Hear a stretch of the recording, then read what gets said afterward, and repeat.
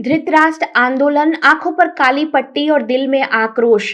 पांगरी बांध परियोजना से प्रभावित पांगरी, नागझिरी और बसाती गांव के किसान और आदिवासी एक बार फिर सरकार के खिलाफ मैदान में है। सैकड़ों किसान आंखों पर काली पट्टी बांधकर एक ही मांग दोहरा रहे हैं, 2 गुना मुआवजा और अलग से सांत्वना राशि। यह सिर्फ प्रदर्शन नहीं बल्कि सरकार को दिया गया अल्टीमेटम है, वरना बड़ा संग्राम होगा। नेतृत्व कर रहे डॉक्टर रवि कुमार पटेल ने कहा, हम 3 वर्षों से लोकतांत्रिक और संवैधानिक तरीकों से संघर्ष कर रहे हैं, लेकिन सरकार का रवैया धृतराष्ट्र की तरह है, देख कर भी अंधा होना।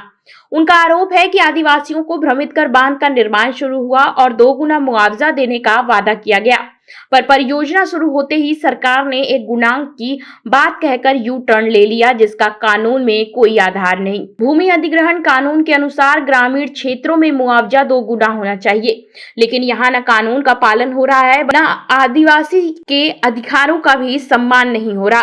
डॉक्टर पटेल ने चेतावनी दी, हालात ऐसे रहे तो आंदोलन बड़ा और निर्णायक होगा। इस विरोध में कई लोग शामिल रहे, जिनके नाम इस प्रकार हैं: नंदू पटेल, राहुल राठौर, रामदास महाराज, माधो नाटो, बद्री भाई, मामराज जी, मान्या भाई, नितेश राव, देवीदास, कालू भाई, संजय चौकस, देवा भाई, विजय, ओम प्रकाश, मंगल समेत सैकड़ों किसान शामिल हुए। काली पट्टियां सरकार को यह संदेश दे रही हैं कि अब चुप नहीं बैठेंगे। यह लड़ाई सिर्फ जमीन की नहीं बल्कि सम्मान और आने वाली पीढ़ियों के भविष्य की है। रवि भाई, आज आप सभी किसान यहाँ पर उपस्थित है, किस कारण आप यहाँ पर आज बैठक रखा है किसानों का?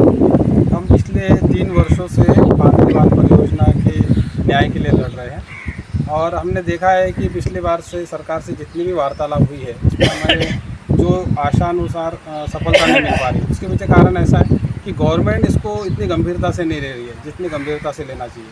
तो हम लोग एक प्रतीक के स्वरूप में एक धृतराष्ट्र आंदोलन कर रहे हैं। जिस तरीके से धृतराष्ट्र ने अनुचित चीज़ों को ही स्वीकार किया, उसी तरीके से सरकार भी अभी जो न्याय के लिए बहुत ही हमारे को विलम्ब हो रहा है और मुझे ऐसा लगता है कि इसके लिए लड़ाई हमारे को और आगे भी लड़नी पड़ेगी।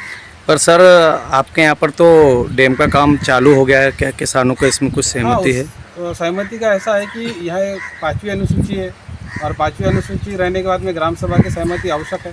बिना ग्राम सभा की सहमति के काम हो रहा है। दूसरी बात ऐसी है कि कुछ लोगों ने मौखिक रूप से वहाँ पर जगह पर गए थे।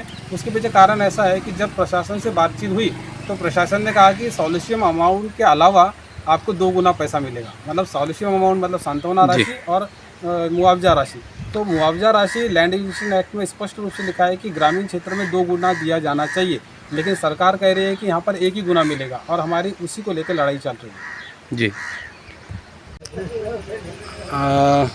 नंदू जी, आप सभी जो किसान यहाँ पे उपस्थित हुए हैं, ये जो आंदोलन कर रहे हैं, ये किस लिए किया जा रहा है?